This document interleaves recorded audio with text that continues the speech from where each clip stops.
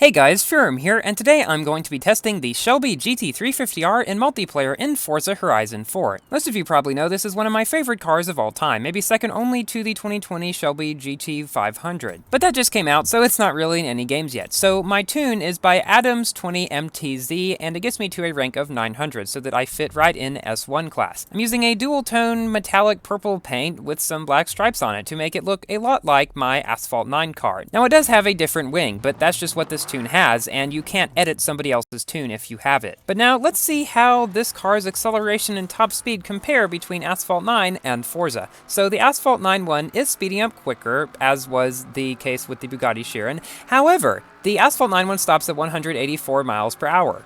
The one in Forza just keeps on going. I somehow hit upon a tune that allows me to go well over 200 miles per hour. It takes a bit to get there, but it does get there eventually. As you can see now, we're already above where we maxed out in Asphalt 9. Now this car is actually a very good S1 car, as you will see in the upcoming 3 sequential races that I did on an S1 dirt. Now actually, even in the dirt races, it still seems to be mostly road. So yeah, so we reach up to 213 miles per hour with this tune in this car. Our first of 3 races is on White Horse Hill Trail, and I've decided to show at the beginning of the race what the cars are in the race and stuff like that, because that's the kind of thing that would normally be at the end of an Asphalt 9 race, but it's at the beginning of this race, and you also get to see what the map looks like. So yeah, I'm going to do that from now on. Now this first race is at night. Unfortunately for the video, I don't really like recording this game at night, simply because, well, you can't really see a whole lot. But hey, it's what we got, and it's a good race. So there you go. As I showed in my recent Regera video, in the most recent update, update 8 I believe it is, they added something where at the beginning of the race, for the first like 25 to 30 seconds, all the cars are see-through and you can phase right through them. This is to avoid a bunch of pile-ups at the beginning, and so people can really do it based on skill and not getting shoved to the side right at the start or stuff like that. I think it is a very good change, and I am very happy that they have done that. So we've come into first position now. Some of the other cars in the race are a 2017 Ford GT, a Mercedes-Benz X-Class, which is a new truck that actually seems to be pretty good on the dirt parts. And you guys see what I was saying about the dirt being mostly road? Yeah, this was kind of weird. This was literally an S1 dirt event.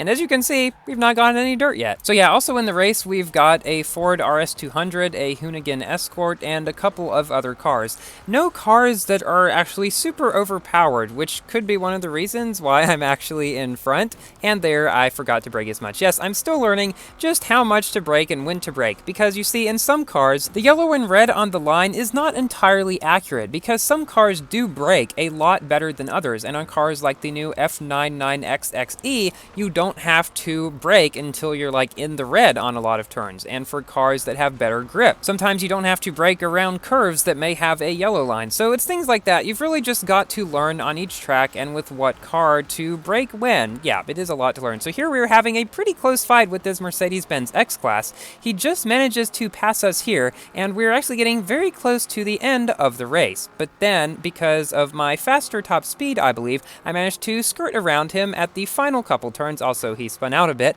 and we're able to round the final turn and come in this race first place. Most of the time multiplayer, I do team racing just so I don't feel like everybody's out to get me, but let me know if you guys would like me to do some free-for-alls or drift adventure or some of the playground games or stuff too, but I really do want to mainly focus on these multiplayer races. So the next race is Free Roam Rush on one of my favorite Free Roam Rush tracks. Yes, they still do have this in the dirt and cross-country races, but they're not in the road and street races anymore. Now for our second of 3 sequential races, and in this race it finally starts getting lighter. So here we've got 2 Mercedes-Benz X-Classes. They seem to have pretty good acceleration. Now this Shelby does also have good acceleration. Theirs just seems to be a bit better. We've also got that RS200, and we've got more people in this race though than in the previous one, so some people joined in between races. This is one thing I'm not entirely sure of how it works, but multiplayer in Forza is quite a lot different than in Asphalt 9. Not worse necessarily, but just quite a bit different, and it took a while for me to get used to, because when you join Online Adventure, you don't get to choose your car. Rather, the game randomly chooses either S1, S2, or A-Class on either dirt, cross-country, road, or street, and actually there is no S2 dirt, and there's a B-Class dirt instead. And when you join, it doesn't automatically put you in the race. It like takes you to that season, and you may have joined in the middle of an event or something, so you'll get to join the next one, which means you'll often join in the middle of a 5 or 3 race series, which means you might not always get to go from start to finish. And sometimes if you join one, then the final race is finishing, and it actually makes you start another one without you even being able to use the car that you chose for the first one. It's a little weird, but it seems to be working okay, so I'm not complaining about it. So we seem to have mostly pulled ahead of the pack, and on this specific free roam rush, you can jump between the roads pretty easily here, but it is best, I've found on free roam rush a lot of the time, that even if you see a shorter route that goes off-road, it might not be best to take it because of number 1, trees, and number 2, a lot of cars can simply go faster on the road than they can off-road, and you have bumps and stuff that might slow you down, especially if the highway is there. Like, if the highway is a way you can go and it's not like way too far off course, you might just want to take it. Now here, I go through the woods a bit there, somehow managed to not hit any trees. Yeah, it is definitely a lot easier in the daytime than at night, so I'm glad this one was not at night. So we've got the finish line just about a mile ahead, and I am going to try to stay on the road as much as possible. So something in Forza that's pretty interesting is something called a route creator, where if you go to a pre-made event, you can then create a route starting at the starting point from that event and make it up to 40 miles long. So that is really cool. I may try to make one sometime, and I'll let you guys know if I do. I thought of trying to make one kind of in the shape of 1679, because that's the number that is kind of become a meme on my channel, and it's the number that I used to take all my Asphalt 8 multiplayer tunes to.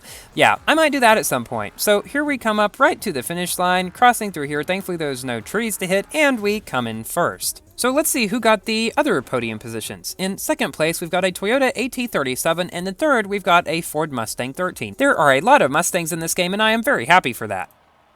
In this race, we've got pretty much the same cars that were in the previous race, in a full 12-player lobby. This track here, Bamberg Pinewood Trail, I believe it's called, actually has some dirt on it. How about that? So we're starting closer to the back than in the previous races, which isn't really too much of a problem now, because you see, we're able to go through those people around that corner, which is something that could not have happened before this update. Everybody would have just piled on top of one another, and really, this phasing through at the beginning of the race makes it so much more fun and less stressful at the beginning. So now it's time for my general review about this car. Yes, I do like to do this in Forza as well as Asphalt 9. So, the Shelby GT350R is definitely a decent S1 class car. Apparently the most OP S1 class car is the Viper ACR 2008, which I do have and I do like.